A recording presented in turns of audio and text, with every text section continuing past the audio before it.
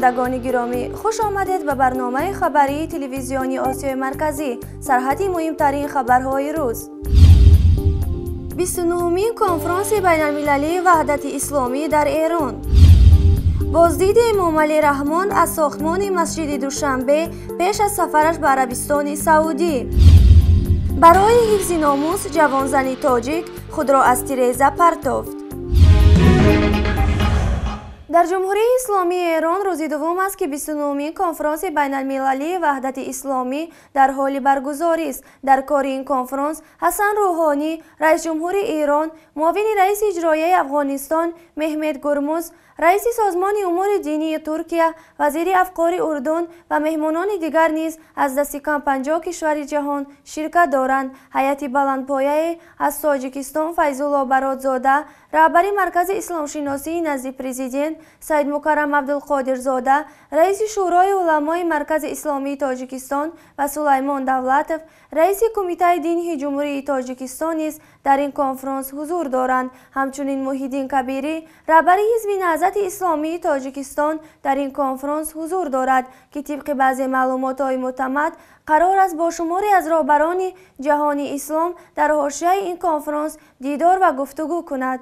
باید قید شود که تشکیل کنندگان کنفرانس با نادیده گرفتن اتهامات حکومت تاجیکستان و محیدین کبیری نه تنها او را به کنفرانس دعوت کردند، بلکه با تاکید از نفوذ رئیس حزب نهضت اسلامی تاجیکستان چون نماینده بلندقامت تاجیکستان در پهلوی نمایندگان این کشور جای دادند. با گزارش تارنمای خبر ایسنا، محیدین کبیری در کمیسیون اتحادیه اصحاب مقاومت اسلامی که در حاشیه 29مین کنفرانس بین المللی وحدت اسلامی در تهران پایتخت جمهوری اسلامی ایران برگزار شد سخنرانی نموده است. ضمن سخنرانی محیدین کبیری اشاره به این کرده است که حزب نهضت اسلامی تاجیکستان دومین حزب مهم در تاجیکستان به شمار می رود. او اظهار داشته است ما به هر گونه افراطگرایی مذهبی مخالف هستیم. محیدین کبیری رئیس حزب نهضت اسلامی تاجیکستان با بیان اینکه کم توجهی کشورهای اسلامی و احزاب اسلامی که از دلایل ارهاف‌های بیداری اسلامی در منطقه است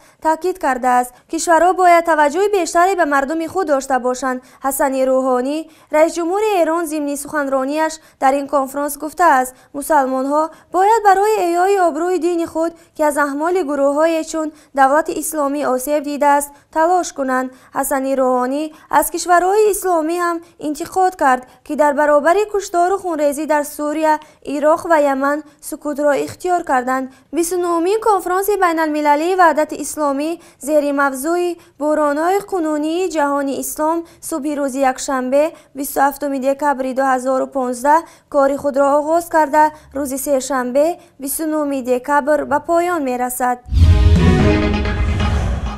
رئیس جمهور تاجیکستان از کارهای ساختمانی در مسجد بزرگ که با مبلغ قطر در میدان 7.5 هکتار ساخته می شود دیده نمود. در حال بازدید او به ساختمانچیان مصلحت‌های مفید و ضروری داده تاکید کرده است که مسجد باید 100 ساله‌ها به مردم خدمت کند. این مسجد سال 2009 زمان برگزاری جشن 1310 سالگی امام اعظم پایه‌گذاری شده بود. قرار بود ساختمان آن در 3 سال انجام شود، اما با سبب ناشفاف بودن مصرف‌های آن قطر یک زمان مبلغ‌گذاری آن را قطع کرد، در حالی که سرمایه‌گذاری مسجد قطر نامیده می شود و حجم مبلغ‌گذاری هم خیلی بزرگ بوده است. ساکنان نقل می‌کنند که اکثر کارهای ساختمانی آن طریق حشر برگزار می شود.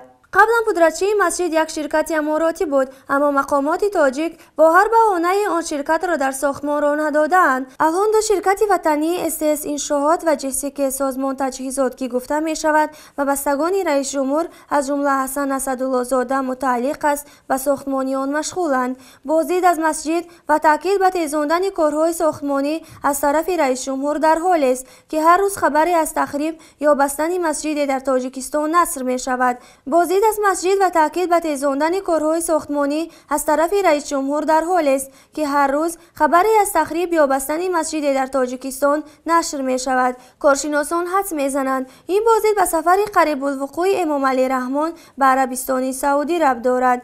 قبلا وزیر کارهای خارجه تاجیکستان سیراجدین اسلف به امارات متحده عرب و شکرجان ظهورف به کویت برای کمک خواهی رفته بودند. بینندگان گرامی، برایتان اکنون کوتاه‌ترین خبرهای جهان را پیشکش می‌نمایم. وزارت امور داخلی تاجیکستان از بازداشت زنی 61 ساله در شهر اسفره خبر داد که به عوض مبلغ پرده باکرگی را برقرار می‌کرده است.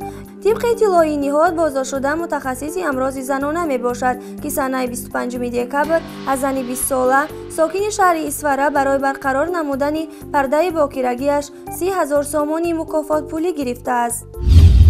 پارلمان چین قانون نوی مبارزه با تروریسم را قبول کرد.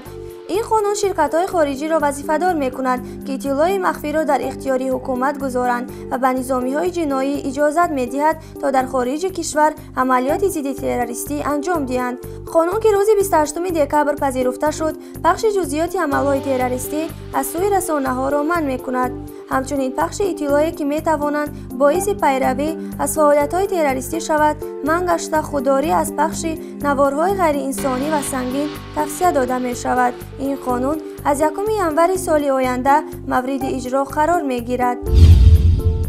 با استناد به حکومتداران محلی خبرگزاری BBC اطلاع می‌دهد که در موضع نزدیک فرودگاه پایتخت افغانستان شهر کابل ترکش به وقوع پیوست. این حادثه ساعت 8 صبح با وقت محلی کمی دورتر از فرودگاه بین‌المللی کابل و پایگاه نظامی ناتو به عمل آمده است. طبق معلومات، یک شخص انتحاری خود را ترکانده است و 17 از اهالی آسایشته بوده. از این حادثه باز 33 تن دیگر آسیب دیدند. میان آسیب دیدگان زنان و کودکان نیز حضور داشتند. زخمی شدگان به هاسپیتال منتقل شده و آنها کمک طبی رسانیده شده است. مسئولیت این عمل تروریستی را نمایندگان حرکت طالبان به دوش گرفته اظهار داشتند که حمله چند دقیقه قبل به تلفات میان نیروهای نظامی خارجی باعث گردیده است.